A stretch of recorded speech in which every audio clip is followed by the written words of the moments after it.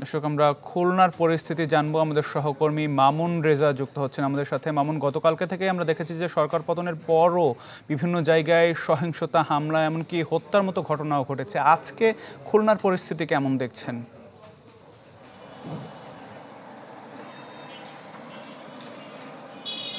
আতিক, খুলনার পরিস্থিতি এখনো পর্যন্ত পুরোপুরি স্বাভাবিক হয়নি, তবে পরিস্থিতির উন্নতি হচ্ছে। নগরীর কোনো এলাকাতেই পুলিশ মোতায়েন নেই, এছাড়া পুলিশ সদস্যরা টহলও দিচ্ছেন না। পুলিশ সদস্যরা শুধুমাত্র থানাতে অবস্থান করছেন। তবে সকাল থেকে সেনাবাহিনীর সদস্যরা তারা নগরীতে টহল দিচ্ছেন। নগরীর সোনাডাঙ্গা বাস টার্মিনাল থেকে বাস চলাচল এখনো পর্যন্ত বন্ধ রয়েছে।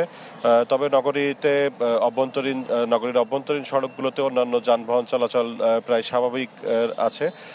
নগরীর অধিকাংশ দোকানপাট এবং ব্যবসা প্রতিষ্ঠান বন্ধ রয়েছে। সকালে অফিস খুললেও সেখানে উপস্থিতি ছিল তুলনামূলকভাবে কম। এছাড়া শিক্ষা প্রতিষ্ঠানগুলোতে শিক্ষকরা এসেছিলেন, কিন্তু শিক্ষার্থীরা যায়নি। আর আওয়ামী লীগের যারা নেতাকর্মী তারা অধিকাংশই হামলা এবং তাদের বাড়িঘর ভাঙচুরের পর অধিকাংশ নেতাকর্মী আত্মগোপনে চলে গেছেন। আর এছাড়া খুলনা জেলা ও মহানগর বিএনপি তারা বিকালে বিজয় সমাবেশ করছে। সাধারণ মানুষের মধ্যে এখনো কিছুটা উদ্বেগ উৎকণ্ঠা রয়েছে। গতকাল সরকার পতনের পর বিভিন্ন স্থানে হামলা হয়েছে। গতকাল রাতেও বিভিন্ন বাড়িঘরে হামলা এবং মালামাল লুট হয়েছে। তবে বিএনপি নেতারা বলেছেন যে এই হামলার সঙ্গে তাদের কোনো নেতাকর্মী যুক্ত নেই। আতিক। জি, অনেক ধন্যবাদ মামুন আমাদের সাথে যুক্ত হবার জন্য। খুলনার পরিস্থিতি জানাচ্ছিলেন সহকর্মী মামুন রেজা। এবার একটু আমরা রংপুরের পরিস্থিতি জানবো। সহকর্মী ফখরুল শাহিন আমাদের সাথে যুক্ত হচ্ছেন। শাহিন, একটু জানাবেন সেখানকার পরিস্থিতি। আমরা শুনছিলাম খুলনার চিত্র, বিভিন্ন জায়গায় হামলারও খবর পাচ্ছিলাম, একই সাথে বিভিন্ন জায়গায় আসলে বিভিন্ন স্থাপনা পাহারা দেওয়ারও খবর পাচ্ছিলাম। সেই খবরগুলো সম্পর্কে একটু বিস্তারিত জানতে চাই আপনার কাছে। বাসায় ফ্রেশ জুস তৈরি করতে আমার আছে ভিশন ব্লেন্ডার। ভিশন ব্লেন্ডার, জীবনে আধুনিকতা।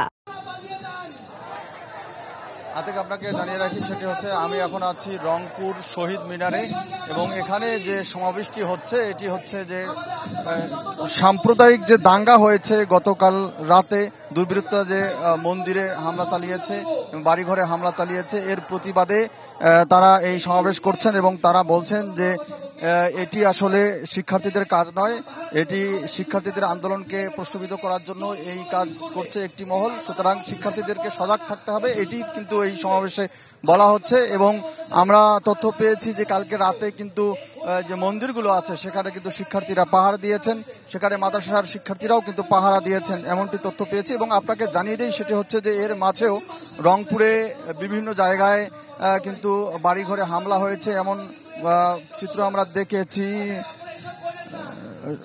এমন চিত্র, বাড়িঘরে হামলা হয়েছে এমন চিত্র আমরা পেয়েছি। তো আমরা খোঁজ নিয়েছি, রংপুর হারাগাছ এলাকায় একটি বাড়িতে হামলা হয়েছে। সেই ভুক্তভোগীর অভিযোগ যে বাসায় 20-25 জন এসে তার ঘর বাড়িতে হামলা করে, এবং রংপুর শহরেও কিছু কিছু বাড়িঘরে হামলা হয়েছে এমন তথ্য আমরা পেয়েছি।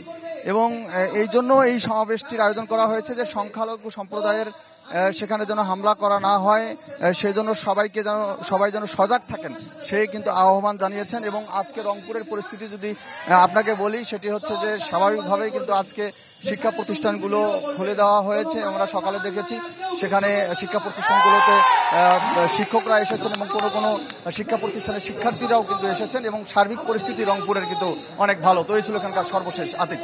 জি, ফখরুল শাহিন, অনেক ধন্যবাদ আমাদের সাথে যুক্ত হবার জন্য। রংপুর থেকে তিনি সেখানকার চিত্র জানাচ্ছিলেন। দেশের বিভিন্ন জায়গায় হামলা ভাঙচুরের পর এখন থমথমে পরিস্থিতি বিরাজ করছে, সেই খবরটি আপনাদেরকে আবারও আমরা জানাতে চাই। রাজশাহী এবং বরিশালের পরিস্থিতি এই মুহূর্তে জানাতে চাই, আমাদের সহকর্মীরা যুক্ত রয়েছেন। আমরা শুরুতে একটু রাজশাহীর পরিস্থিতি জানি আবরার সাহেবের কাছ থেকে। আবরার।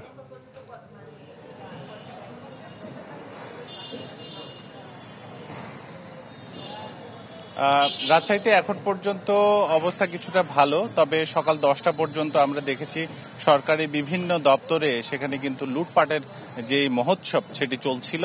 এবং এখন পর্যন্ত আমরা যেখানে দাঁড়িয়ে আছি সেখানে যে সরকার গঠন করেছিল যে দল, সদ্য সাবেক যে প্রধানমন্ত্রী ছিলেন তার দল আওয়ামী লীগের যে কার্যালয় মহানগর, কার্যালয় সেটি কিন্তু ভেঙে একেবারে গুড়িয়ে দেওয়া হয়েছে গতকালে। আজ পর্যন্ত এখানকার যে টিন, ইট, পাইপ, এসি সেগুলো কিন্তু খুলে নিয়ে যাচ্ছে। কে বা কারা আসলে সেটি বলা খুব মুশকিল।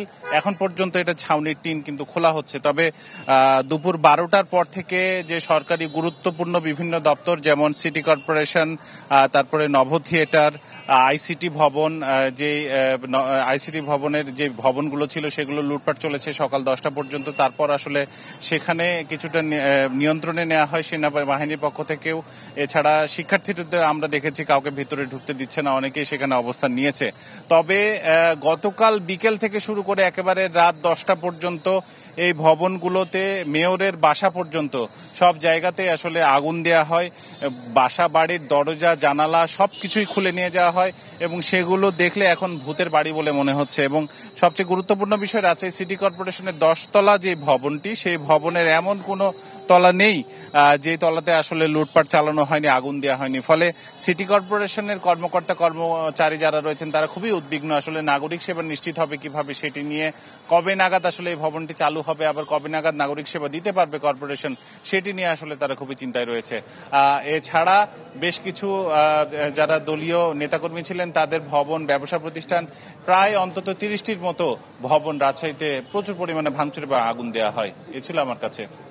জি, আবরার, ধন্যবাদ আমাদের সাথে যুক্ত হবার জন্য। আমরা একটু বরিশালের চিত্র জানি। কাউসার হোসেন রানা আমাদের সাথে যুক্ত রয়েছেন। রানা, আমরা রাজশাহীর চিত্র দেখছিলাম যে বিভিন্ন সহিংসতা হয়েছে, এমনকি দরজা জানালা খুলে নেওয়ার মতো চিত্র আমাদের সহকর্মী আবরার সাইড দেখাচ্ছিলেন। বরিশালে কি একই রকম চিত্র নাকি ভিন্নতা আছে কিছু?